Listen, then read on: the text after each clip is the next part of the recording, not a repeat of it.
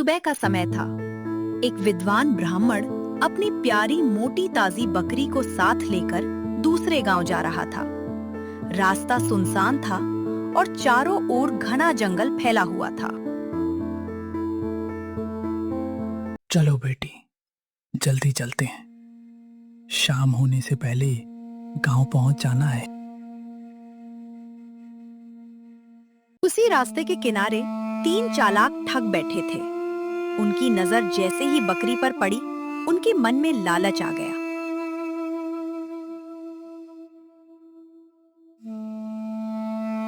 पहला ठग बोलता है, वाह, कितनी मोटी ताजी बकरी है। दूसरा ठग बोलता है, चलो छीन लेते हैं। तीसरा ठग बोलता है, नहीं, बिना लड़ाई के बकरी हमारी होगी। मेरे पास एक शानदार योजना है।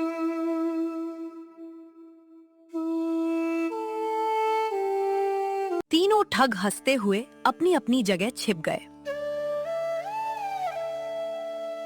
कुछ दूर चलने पर पहला ठग ब्राह्मण के सामने आया।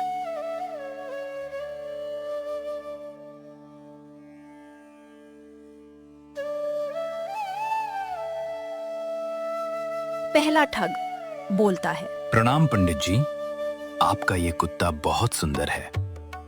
अरे मूर्ख, ये कुत्ता नहीं, बकरी है। अच्छा, अगर आपको यही ठीक लगता है तो ठीक है। और पहला ठग वहां हंसते हुए चला गया। कुछ चलने पर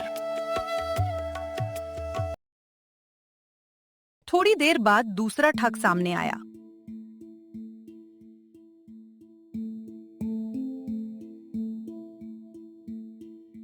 प्रणाम। इतना सुंदर टट्टू है, फिर भी आप पैदल क्यों चल रहे हैं? ब्राह्मण हैरान हो गया। तुम्हें भी ये टट्टू दिखाई दे रहा है? ये तो बकरी है। लगता है आपकी आंखें धोखा खा रही हैं। वो भी मुस्कुराकर चला गया।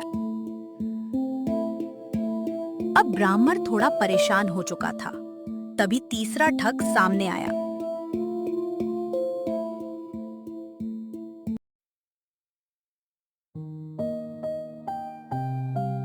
प्रणाम पुरोहित जी, इस गधे को कहाँ ले जा रहे हैं? ब्राह्मण जी घबराकर बोले, क्या ये गधा है? हाँ, बिल्कुल गधा। लगातार 3 अलग-अलग लोगों की बात सुनकर ब्राह्मण भ्रम में पड़ गया। ब्राह्मण मन में ये सोचने लगा कि शायद ये कोई मायावी जीव है जो बार-बार अपना रूप बदल रहा है। और डर के मारे उसने बकरी की रस्सी छोड़ दी और भाग गया। ठगों की खुशी। जैसे ही ब्राह्मण भागा, तीनों ठग दौड़ कर आए।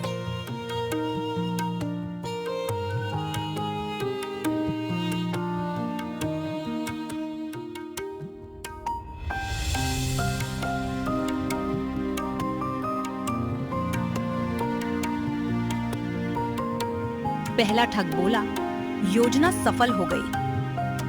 दूसरा ठग, बिना मेहनत के बकरी मिल गई। तीसरा ठग बोला, याद रखो, कभी-कभी चालाकी ताकत से भी बड़ी होती है।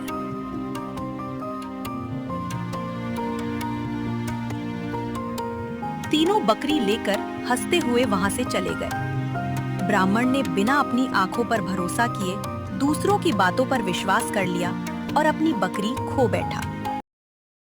शिक्षा।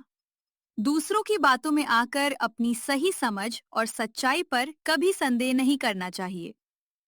ऐसे ही मजेदार कहानियां सुनने के लिए चैनल को सब्सक्राइब करें।